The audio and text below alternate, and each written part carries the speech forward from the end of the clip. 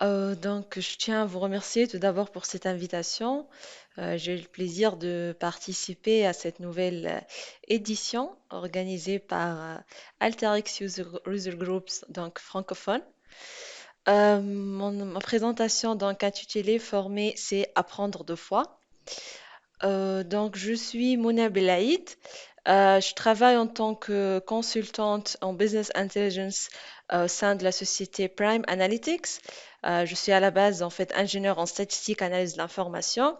Et ça fait depuis une année, depuis une année que j'ai commencé le travail avec Alteryx, surtout sur des sujets réglementaires. Et donc, grâce à Alteryx, il m'est toujours possible de nettoyer, analyser, explorer, notamment visualiser les données. Et donc, je dirais que AlterX vraiment me procure une meilleure analyse et prise de décision. Parmi mes objectifs 2021, reste donc à propos de AlterX, c'est l'exploration profonde des outils de l'Intelligence Suite. Également, en fait, afin de répondre aux besoins, différents besoins analytiques et tout, j'ai toujours eu recours à plusieurs technologies et ça me fait du plaisir de programmer et construire des solutions analytiques, mais ça me permet autant de plaisir aussi d'organiser des communautés et c'est pour ça donc j'ai confondé deux communautés, Tunis R User Group et PyLadies Tunis, donc pour promouvoir l'utilisation des logiciels Python et R. Euh, donc, si je passe, l'agenda de présentation est le suivant. On va commencer par voir quels sont les éléments clés pour réussir en formation. En fait, afin que les sessions de formation soient productives et efficaces, je vous présente là quelques éléments clés.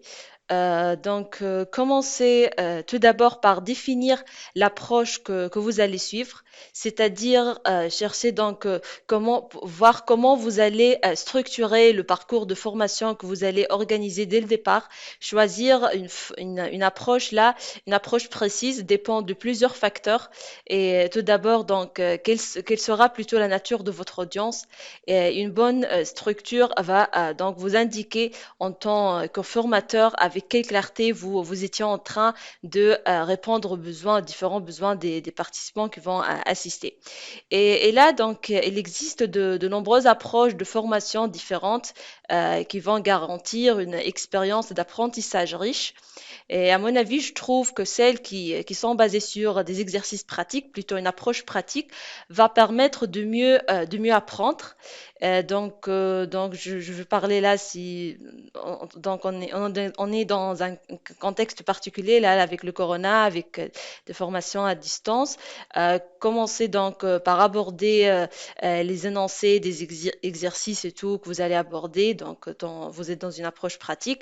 Expliquer le problème à résoudre, définir quels sont les objectifs et tout, inviter les participants à partager leur écran, que vous travaillez ensemble sur les exercices, donc pour les personnes qui ont des licences AlterX, bien évidemment. Et aussi, je vois qu'une bonne qualité des supports de formation est primordiale. Et ça, donc, aussi bien pour organiser une session de formation parfaite. Et lorsqu'il s'agit de planifier le plan de votre présentation de formation, veillez sur les détails essentiels. Et là, donc, le texte doit être clair et concis. Et ça sera aussi une bonne idée, par exemple, de partager à l'avance les supports de formation avec les participants afin qu'ils puissent être préparés le jour même et tout.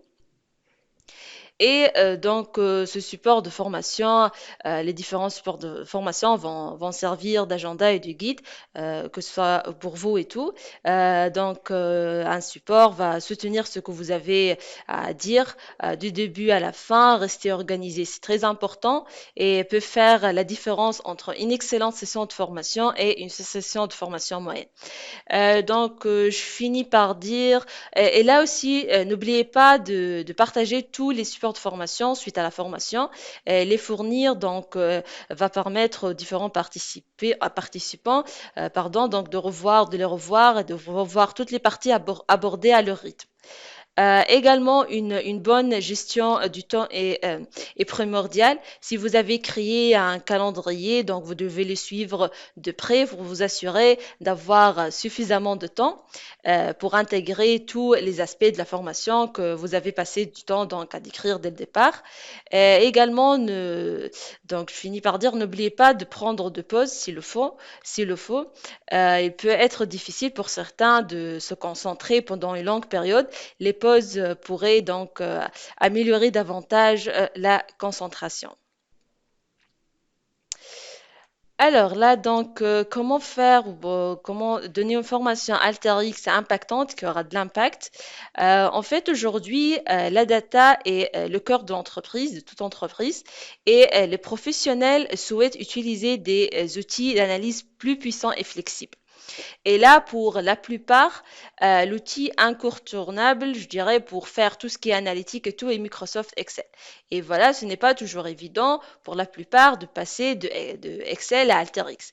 Il serait là judicieux de déterminer les besoins des participants et de s'appuyer sur une approche qui va plutôt permettre donc de mettre en valeur Alteryx.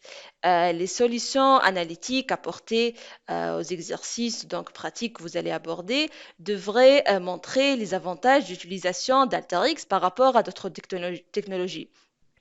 Et là, les outils donc de data management, de transformation des données et tout dans Alteryx sont extraordinaires et sont utiles pour de vastes usages.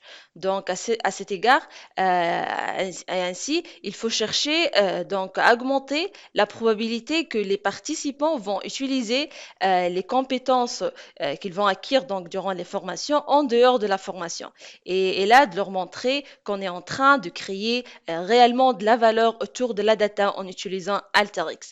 Et Alteryx fait gagner énormément de temps, par exemple, par rapport à Excel ou d'autres technologies. Il faut plutôt s'appuyer sur les bonnes pratiques de son utilisation, qu'il repose sur des composants simples pour assurer le traitement de données et les rendre exploitables. Et là aussi, je tiens à dire il faut donc être patient et surtout et avoir un sens d'écoute développé et donc et surveiller en permanence le bon apprentissage donc des différents participants. Donc je finis par dire le dernier point. Oui, donc encourager les aussi donc à suggérer comment procéder pour faire une certaine tâche, une certaine, je dirais, la tâche dans l'exercice. Ça permet plutôt d'avoir des personnes engagées et va donc permettre d'ouvrir des pistes d'échange et tout. Et il faut plutôt favoriser leur engagement afin qu'il aille donc au bout de tous les modules de formation que vous envisagez faire en fait dès le départ. Ok, maintenant d'accord, on va faire un zoom sur les bénéfices. Ok, donc en fait personnellement j'étais toujours ravie de donner des formations sur Alteryx. Donc personnellement cela m'a permis d'améliorer mes compétences professionnelles et m'a toujours aidé à mieux connaître les différents outils que j'ai utilisés donc durant les formations et m'a aussi en fait permis d'augmenter ma compréhension des différents sujets, donc en particulier et tout. Et également, en fait, on apprend beaucoup en écoutant les autres et en fait, diverses discussions donc ouvrent de nouvelles pistes de pensée et tout. Et ça, c'est bien. Et là, j'ai remarqué aussi que mon sens de communication est amélioré en formant les autres et tout. J'ai plus confiance en moi et ça, c'est bien. Donc, et puis, et sur le plan professionnel, en fait, je suis en train d'introduire une nouvelle technologie aux autres. Et là, les technologies mettent toujours un certain temps à s'y habituer, donc généralement. Et donc, quand les participants arrivent à acquérir de solides connaissances au cours des différentes formations, ils vont finir donc par opter pour l'usage de cette technologie, Alteryx, et vont donc finir par découvrir que Alteryx, grâce à Alteryx, on gagne beaucoup de gains. Dernière section, donc apprenons ensemble dans la communauté Alteryx. Oui, c'est là. Donc aujourd'hui, Alteryx vraiment possède une communauté solide et on voit ça par exemple à travers le site web conçu pour la communauté. En fait, là, vous avez accès à des ressources extraordinaires qui vont vous permettre d'améliorer vos compétences et tout, notamment donc le parcours d'apprentissage qui est bien structuré et que vous pouvez suivre, qui est riche des leçons interactives, ça c'est important avec les tutoriels, les vidéos et tout. Je note aussi que chaque semaine, vous pouvez découvrir de nouvelles astuces et bonnes pratiques. Donc ça, et ce dans le cadre des types de la semaine qui sont partagés. Également, vous avez chaque défi, donc chaque semaine, pardon, un défi à relever et les thèmes des défis hebdomadaires donc abordés sont divers. Donc certainement, vous finirez certainement par retrouver le défi qui vous semble le plus intéressant. Merci de votre attention.